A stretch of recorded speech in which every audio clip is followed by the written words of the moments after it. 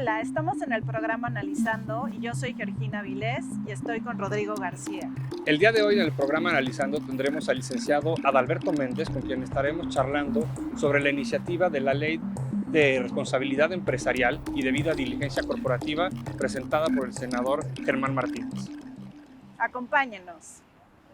Adalberto es licenciado en Derecho por la Universidad La Salle, cuenta con estudios de posgrado en la Universidad de Estambul y con una especialidad en Derecho Internacional de Derechos Humanos por la Universidad de Washington.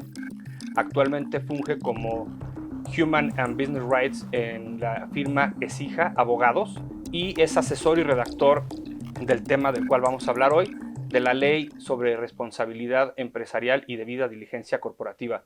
Adal, bienvenido y muchas gracias por estar con nosotros. Rodrigo, Gina, un placer, gracias. Gracias, Ada. Adal, para entrar un poco ya en materia, esta legislación que entiendo está ahorita, por supuesto, es una iniciativa. ¿Por qué es necesaria? ¿De dónde viene? ¿Cuál es el antecedente? ¿Nos podrías comentar un poco? Claro, mira, los antecedentes de la iniciativa de la Ley General de Responsabilidad Empresarial y Debida Diligencia Corporativa técnicamente tienen dos antecedentes, uno en el plano internacional y otro en el plano nacional. En 2011, Naciones Unidas emite un documento pionero en su naturaleza, que es los Principios Rectores sobre Empresas y Derechos Humanos, mejor conocido como los Principios de John Ruggie, en los cuales por primera vez, después de una ardua discusión en el Consejo de Derechos Humanos y en distintos organismos de Naciones Unidas, se determinó la necesidad de incorporar el efecto horizontal de los derechos humanos dentro del espectro de aplicación del derecho internacional. Esto llevaría a que las empresas se volvieran responsables por potenciales violaciones a derechos humanos. Y eso se replicó en distintos instrumentos, entre ellos las directrices para empresas multinacionales de la OCDE, a las cuales México está obligado a su cumplimiento. Y esto incluso llevó a regular ciertas cuestiones en la materia. Como un ejemplo, el reglamento de la Ley de Inversión Extranjera incorpora el punto nacional de contacto para el tema de conducta empresarial responsable de OCDE dentro de la legislación mexicana.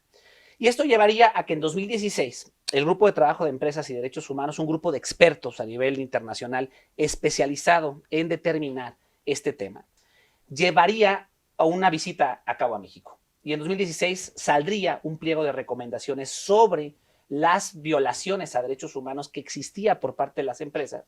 Y como dato curioso, la Comisión Federal de Electricidad fue la que recibió más quejas relacionadas a violaciones a derechos humanos de parte de este grupo, y llevó a un pliego de recomendaciones que era crear una normativa en la materia. 2 años antes, en 2014, el Consejo de Derechos Humanos había aprobado la creación de un tratado vinculante en la materia. Un tratado que hasta hace 2 semanas lleva su 6ª ronda de negociaciones a nivel internacional. Y esto llevaría a que en 2018 la Comisión Nacional de los Derechos Humanos emitiera la Recomendación General número 37, en las cuales dentro de todas las recomendaciones hay un apartado de recomendaciones al Congreso de la Unión, en el cual obliga a crear una ley en la materia. O sea, ¿hay recomendaciones tanto nacionales como internacionales? Así es, tanto del Grupo de Trabajo de Empresas y Derechos Humanos, tanto además obligaciones derivadas de OCDE y otros tratados internacionales como los principios de Ruggie y otros que habíamos mencionado, y la recomendación de CNDH. ¿Y se trata de una ley de responsabilidad social como algunas personas creen? Es una excelente pregunta, Gina, porque realmente no lo es. La ley parte de algo que se conoce como la responsabilidad empresarial. La responsabilidad empresarial se subdivide en responsabilidad social corporativa, la mejor conocida como RSE, y la responsabilidad empresarial por violaciones a derechos humanos. Estos dos temas, digamos, son medianamente nuevos, aunque realmente la discusión existe desde la década de los 70, cuando la OIT promulga la Declaración Multipartita sobre Empresas y la Política Social. Y se empieza a hablar de la necesidad relacionada con las empresas de involucrarse en causas sociales. Esto es lo que se le conoce la responsabilidad social, las acciones filantrópicas, las acciones, digamos, de mutuo propio, volitivas por parte de la empresa para abonar a un mundo más justo o a temas relacionados con la sostenibilidad o la protección de los grupos más vulnerables. Mientras que la responsabilidad empresarial por violaciones a derechos humanos son, digamos, acciones que pueden ser, digamos, constitutivas de responsabilidad frente a la empresa por configurar una responsabilidad en materia de derechos humanos. Les pongo un ejemplo. Los principios de John Ruggie, por ejemplo, establecen 3 grados de responsabilidad. Cuando la empresa comete un acto que realmente vulnera o afecta a la esfera de los gobernados o a la esfera de terceras partes, que puede ser una empresa que contamine un río, que a lo mejor esté deforestando un área, una empresa que quizás no hace un proceso de debida consulta previo a un proyecto energético, etcétera, etcétera, etcétera. Un segundo grado de responsabilidad cuando la empresa quizás no es directamente el responsable, pero sus acciones abonan a una violación a derechos humanos, que ese es el caso de la ley americana. En Estados Unidos hay una legislación llamada FOSTA, que por las siglas en inglés tiene un nombre enorme, y FOSTA lo que hace es obligar a las empresas de publicidad en medios digitales y redes sociales a aplicar protocolos de KYC, de Know Your Client, para determinar si estoy contratando con algún actor o alguna empresa que esté involucrado en acciones de trata de personas. Esta ley, de hecho, responsabiliza a la persona que contrata o provee el servicio de publicidad con un tercero si no hizo este análisis de debida diligencia previo a la contratación con quien quiere el servicio de publicidad. Y la tercera es la más común, que es justamente las cadenas de suministro, las famosas cadenas de valor. Las cadenas de suministro, es decir, ¿a quién le compro? Si ahorita les preguntara, Gina, Rodrigo, ¿bebieron café en la mañana? Seguramente me dirían que sí. Pero si yo les preguntara si vivieron un café libre de esclavitud, seguramente no me sabrían contestar si ese café que se tomaron en la mañana es producto de un proceso de violación a derechos humanos. Esta regulación ya existe en muchas partes del mundo. Estados Unidos lo tiene desde hace más de una década. Colombia ha iniciado sendos esfuerzos en la materia. México, por ejemplo, tiene un programa en materia de café y cadenas de suministro libres de esclavitud, por ejemplo. Y no nos vayamos tan lejos. Francia, desde el 2017, fue el primer país que emitió una regulación como la que ahorita está discutiéndose en el Senado mexicano. Es decir, no es nuevo, no es que nosotros lleguemos aquí a innovar o digamos se nos esté ocurriendo algo que no esté hecho. Ya existen varios países que lo han regulado. Francia lo reguló en 2017, Canadá en 2018. Para este año se prevé la ley alemana y para el próximo año se tiene previsto que Holanda y Suecia emitan su normativa, así como la Unión Europea. Adal, dime una cosa, ¿qué beneficios y qué prevé esta ley? Y no sé si nos puedes explicar justo un poco qué es eso de la debida diligencia. Ese concepto nos ha metido en muchos problemas porque se usa en distintas ramas del derecho. La debida diligencia corporativa, para los que se dediquen a M&A o a fusiones de adquisiciones, es todo este proceso de due diligence. Es el due diligence, correcto. ¿Qué hacemos cuando vamos a comprar una empresa o vamos a fusionar a dos empresas? Tenemos que analizar diligentemente toda la existencia de riesgos legales en la transacción. Esa debida diligencia es cuidar a nuestro cliente, es cuidar digamos, a los representados en este proceso de fusión y adquisición, de que existan la menor cantidad de riesgos posibles al momento de concluir esta. Ahora bien, la debida diligencia existe, es un término importantísimo para el tema de compliance, por ejemplo, en instituciones financieras, o por ejemplo, en cualquier tema relacionado con gobierno corporativo. Pero el término debida diligencia también se aplica al ámbito de los derechos humanos. Y si nos vamos a la Corte Interamericana de Derechos Humanos, la debida diligencia es justamente una capacidad para poder determinar este tipo de situaciones. En este sentido, ¿qué es lo que ha dicho el sistema interamericano? Algo muy sencillo. La debida diligencia es cuidar, con todo cuidado, digamos, cuidar, valga la redundancia, con toda la posibilidad y recursos que tenga a la mano, que yo no cometa una violación a derechos humanos. Normalmente una obligación imputable al Estado. En el efecto horizontal de los derechos humanos, que es una teoría que incluso se incorpora del derecho constitucional alemán en la década de los 50, el famoso Drittwirkung, que es justamente el efecto horizontal alemán, determinaba que la debida diligencia es que mi actuar entre mis particulares, entre los mismos que tengamos, digamos, la misma situación, cuidemos el no vulnerar su esfera jurídica. Qué interesante, Adal. Pues ahorita que regresemos del corte, seguimos platicando sobre este tema tan interesante. Gracias.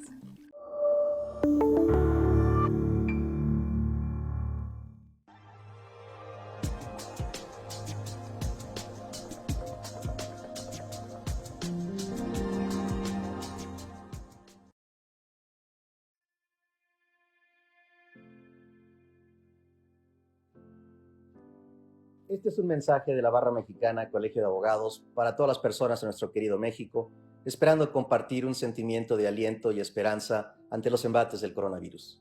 Este mensaje se presenta por conducto de 5 miembros del Consejo Directivo, 5 coordinadores de comisiones y 5 presidentes de capítulos, con paridad de género.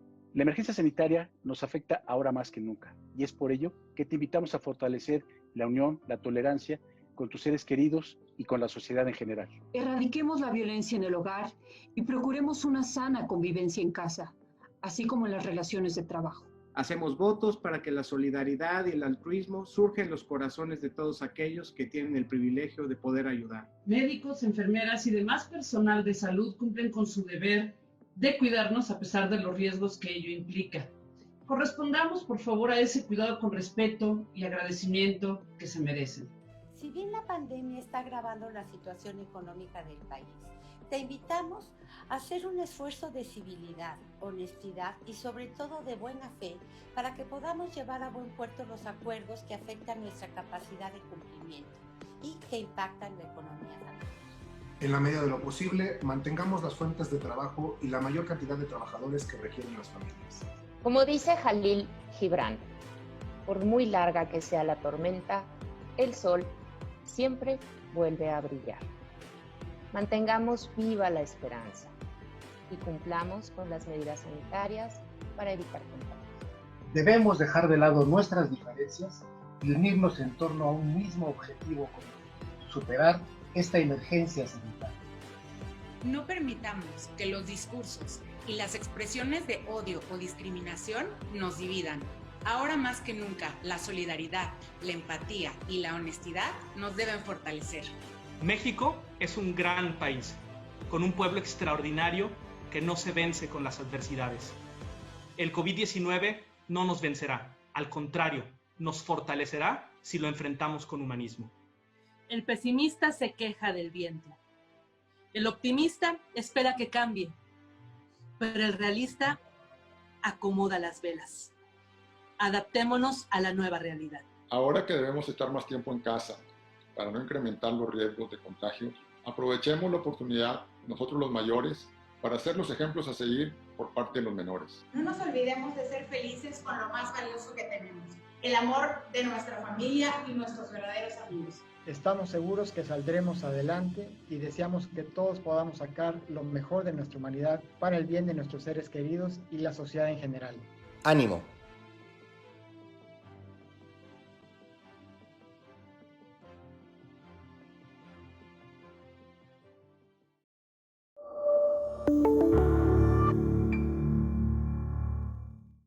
Estamos de regreso con nuestro invitado Adalberto Méndez.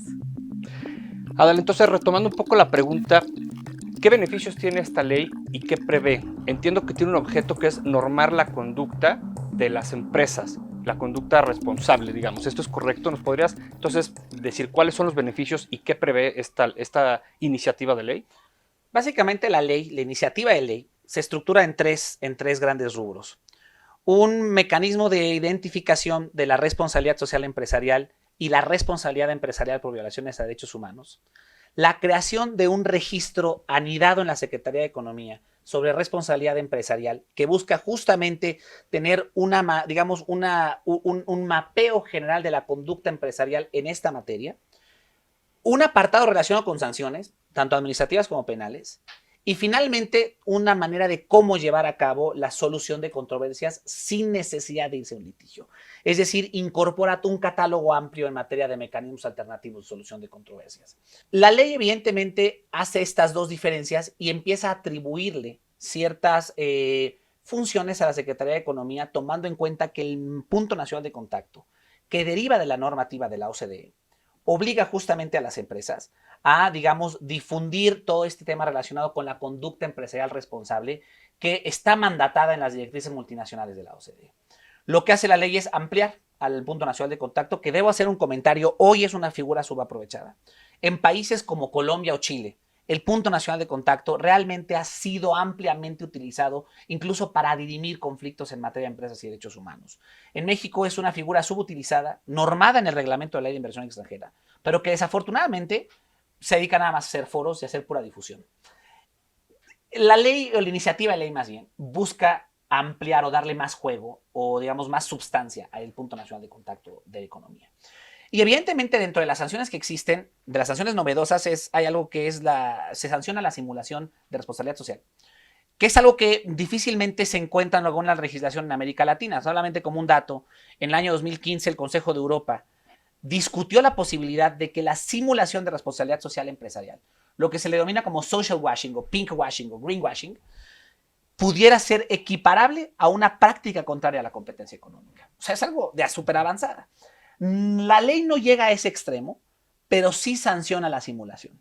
Una simulación, que pongo un ejemplo, todo el escándalo de Odebrecht que existe en el mundo, solo para su conocimiento, eran miembros del Pacto Mundial de ONU. O sea, entonces, en ese sentido te das cuenta de que realmente había un tema de simulación de por medio.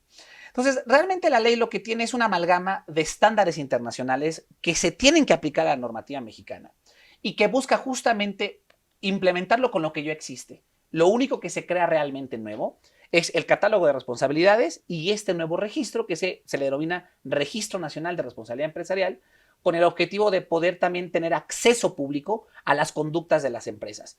Todo el mundo me pregunta, bueno, ¿y eso qué beneficio puede tener el día de mañana? La idea es que las empresas que tengan un track positivo tengan beneficios para licitaciones públicas.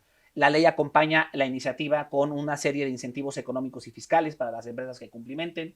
Y adicionalmente prevé algo que es uno de los grandes, digamos, temas olvidados en la agenda política mexicana, que es el Plan de Acción Nacional sobre Empresas y Derechos Humanos, que arrancó su proceso en la Secretaría de Gobernación en el año 2014 y que en 2017 se detuvo por una falta de pericia de negociación del gobierno de ese entonces con la sociedad civil.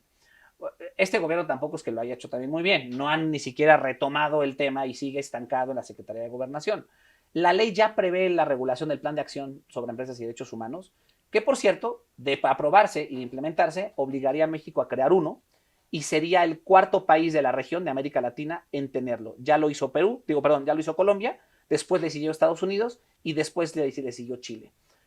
Hace 3 semanas, Japón acaba de anunciar su plan de acción sobre empresas y derechos humanos. Entonces, realmente lo que pasa es que México va un poco tarde, pero la idea es que esta ley acelere los pendientes que tiene la mano. Ok, Adal. Oye, ¿y las empresas podrán optar por mecanismos alternativos de solución de controversias? ¿Y cuál sería la autoridad reguladora en caso de una violación a un derecho humano por parte de una empresa? Es una pregunta muy pertinente porque lo que hace la ley es, en primer punto, incorpora las reglas de la Haya sobre arbitrajes que involucran empresas y derechos humanos. Un documento que se aprobó en enero de 2020, o sea, hace nada. Esta ley es el primer proyecto normativo en el mundo en recuperar esta normativa en materia de arbitraje de empresas y derechos humanos por parte de un ordenamiento doméstico. Es decir, la ley prevé todo un apartado de mecanismos alternativos de solución de controversias. Abre la posibilidad a un arbitraje especializado en la materia, donde le da jugada al punto nacional de contacto inclusive, o mecanismos más sencillos como la mediación o la conciliación.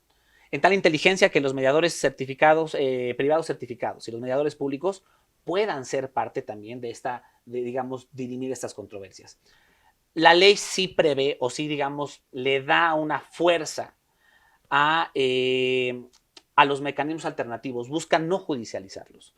En tal inteligencia de que no se cargue procesalmente a los tribunales y que realmente exista una expertise en materia de resolver estos conflictos que involucren ciertas violaciones. Quiero destacar que no todas las violaciones a derechos humanos pueden ser, digamos, arbitrables. Los crímenes de lesa humanidad, el genocidio, difícilmente podrán llevarse a estos mecanismos alternativos. Sin embargo, temas, por ejemplo, derechos laborales, quizás medioambientales, pudieran llevarse a este tipo de mecanismos.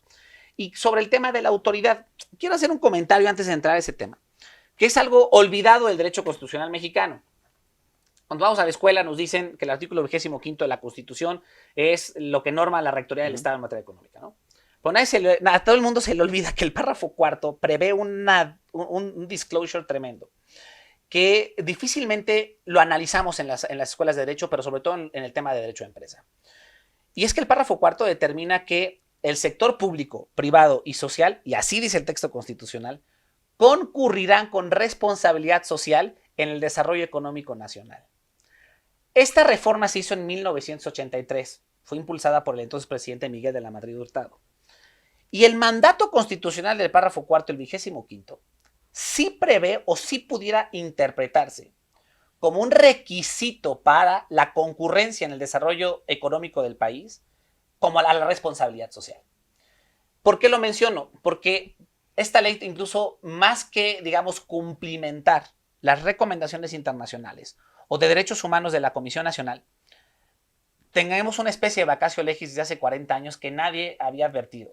y que realmente esta ley incluso deriva de ella. La exposición de motivos es muy clara y dice que es una ley reglamentaria del párrafo 4 del artículo 25.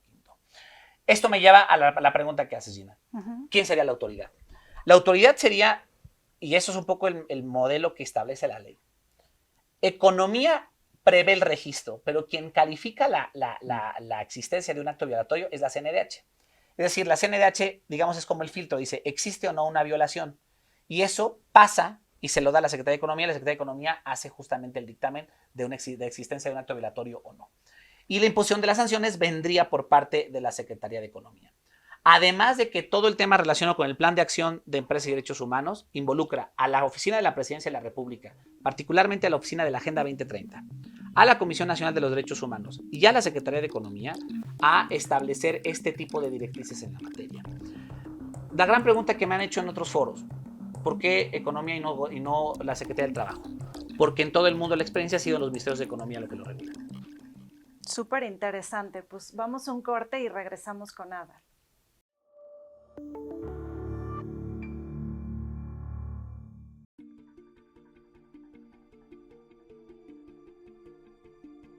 Señores, hemos concluido el programa académico del 17º Congreso Nacional de Abogados organizados por la Barra Mexicana en esta hermosa ciudad y puerto de Mazatlán, Sinaloa. Este exitoso congreso fue posible gracias al arduo trabajo de muchas personas. Agradezco en primer lugar el decidido apoyo que nos dio el gobierno del Estado, quien amablemente nos ofreció esta cena. Este congreso fue muy exitoso gracias a la participación de todos. Juntos coadyuvamos a un mejor futuro de la abogacía, del Estado de Derecho con justicia y democracia y del desarrollo sostenible.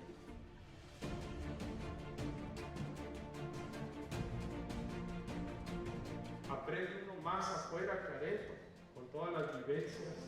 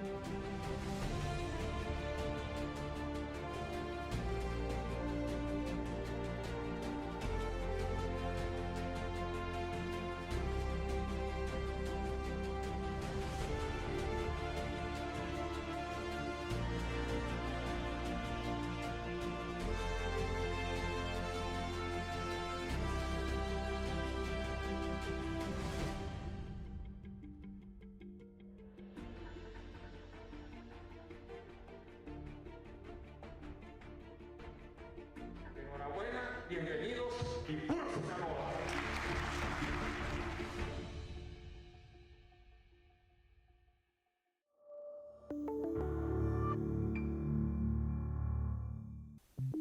Estamos de regreso en el programa Analizando con nuestro invitado Adalberto Méndez. Adal, otra pregunta entonces. ¿Esta iniciativa de ley está, digamos, hecha para cualquier empresa, ya sea micro, mediana, sin importar el tamaño, así como para instituciones financieras quienes, entiendo, ya tienen una regulación en debida diligencia desde hace varios años? Es una pregunta completamente pertinente, Rodrigo, por una razón. La empresa, básicamente la ley, hace un trato diferenciado en materia de empresas, es decir, no aplica el mismo estándar a todas las empresas. Dependiendo del tamaño, de acuerdo al número de trabajadores y al número de ingresos, la empresa tendrá ciertas obligaciones. Eso significa que habrá un trato, digamos, o el nivel de exigencia crecerá de acuerdo al crecimiento y al tamaño de la propia empresa, lo cual es completamente justo. No puedes medir con la misma vara a una MIPYME que a un gran contribuyente. Sería ilógico y sería una ley incluso desproporcionada implementar este tipo de situaciones. La ley hace un trato diferenciado e incluso va escalando el nivel de obligaciones a este tema. Además de que la ley prevé un periodo perentorio de 2 años para incorporar e irse adaptando a la normativa que prevé esta. ¿Qué pasa con el tema de debida diligencia? Bueno, lo mencionaba hace unos minutos y el problema es que el término de debida diligencia existe o es común a distintas ramas del derecho. En efecto, la debida diligencia en materia de derechos humanos es el cuidar el actuar como ente, ¿no? Digamos, como ente que tiene una repercusión en sus acciones frente a terceros para evitar o mitigar cualquier riesgo asociado en materia de derechos humanos. La debida diligencia en materia empresarial, que valga la redundancia y es un dato interesante, la primera vez que se usa el término due diligence en una norma fue en la Securities Act de Estados Unidos a inicios del siglo XX.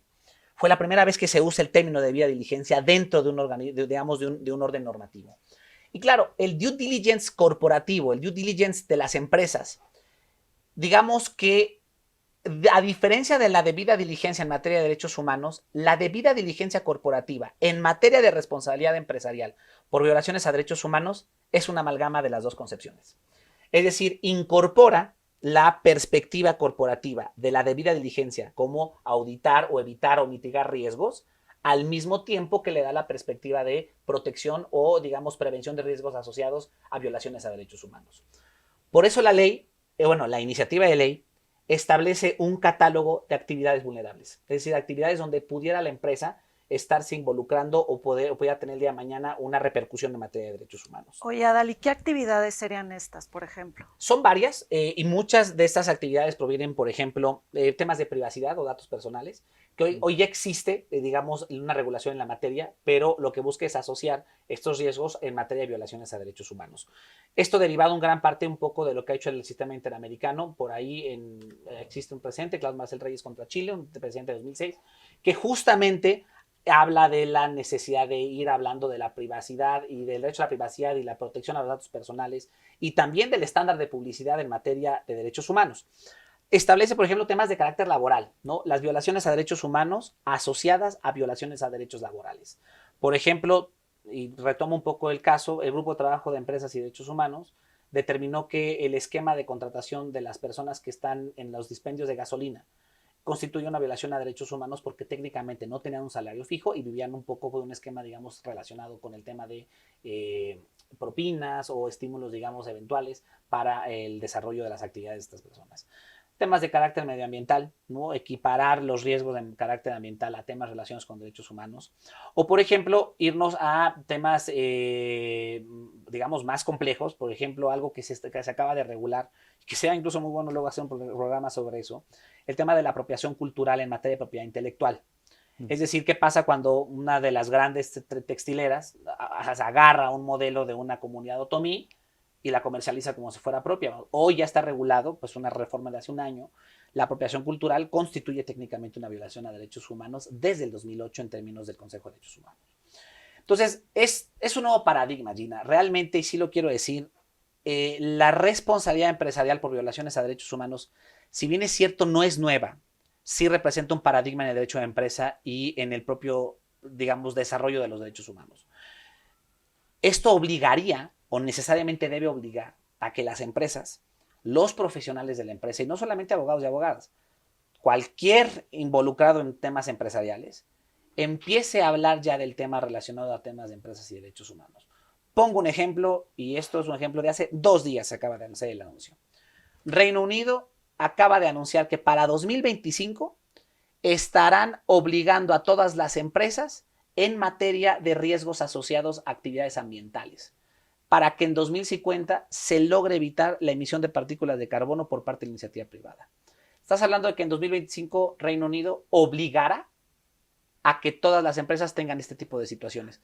Es decir, ya estamos en una nueva etapa de derecho de empresa, ya estamos justamente en materia de fiscalizar las actividades empresariales en materia de derechos humanos y México no se puede quedar atrás. Todo el mundo me dice, ¿tú crees que está listo México para esta ley? Yo creo que ese argumento es irrelevante. Porque al final del día, el hecho de estar listo o no estar listo es como si preguntarle a México si estaba listo para ser parte de la OCDE, cuando realmente no lo estaba. Claro. Pero si vamos a aplicar y vamos a entrarle a este tema, vamos a requerir necesariamente ponernos a la altura de estas obligaciones que hoy ya son una realidad. Quizás esta ley pueda no pasar. Esta ley apenas acaba de dictaminarse, o más bien se está dictaminando más bien en la Comisión de Economía y en la Comisión de Estudios Legislativos Segunda. Quizás si no pase, no lo sé. Realmente a mí me tocó solo asesorarla, ¿no? Y me tocó asesorar al senador Germán Martínez, que además creo que es un senador de avanzada, es un senador con una visión, digamos, diferente al grupo parlamentario al que pertenece, porque eso creo que es un problema. Quizás si la ley lo hubiera presentado el PAN, pasa sin ningún problema, pero la presenta Morena. Y creo que eso le afecta en gran parte, digamos, que a lo mejor pueda ser bien recibida. Mi invitación sería, hay que estudiar la ley. Además, la ley prevé responsablemente un ejercicio de parlamento abierto. Y en el ejercicio de parlamento abierto se va a convocar al sector empresarial, a la academia, a la sociedad civil y a las autoridades a discutir y abonar la ley. Esta ley, después del proceso de parlamento abierto, recopilará quejas, adiciones, felicitaciones, digamos, propuestas para adicionar la iniciativa y fortalecerá necesariamente la ley. Quiero concluir nada más con una reflexión. John Ruggie, que es el padre de la materia en materia de empresas y derechos humanos. Por ahí de 2015 decía en una entrevista si existía qué opinaba sobre el tema o por qué había tanta resistencia en el tema. Y él sabiamente dijo una cuestión. Él mencionaba que en su haber profesional le había tocado ver muchas empresas que por respetar los derechos humanos no quiebran. Es decir, una empresa comprometida con los derechos humanos no se va a la quiebra. Pero empresas que no lo hagan, muchas sí se pueden ir a la quiebra. El costo es muy alto para una empresa que no tiene una buena imagen corporativa. El riesgo en temas legales puede generar sobrecostos hasta el 40% en un proyecto de inversión. Es decir, es mejor invertirle a la prevención de riesgos legales que a la contención o a la aplicación reactiva de la norma. Adal, pues finalmente, quizá una última reflexión o quizá una pregunta que yo te haría es combinada.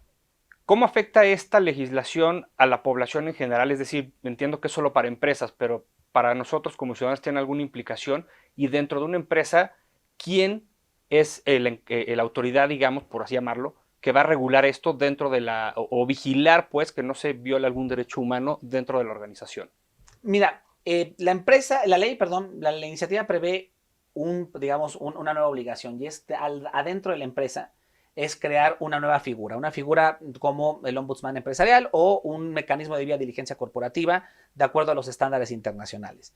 Por eso la ley prevé un tiempo amplio justamente para poderse incorporar. Y además la ley prevé que si no existen los recursos financieros para hacerlo, se tiene que ir haciendo una capacitación in-house con el personal que existe. Es decir, es ir transformando la propia gestión empresarial.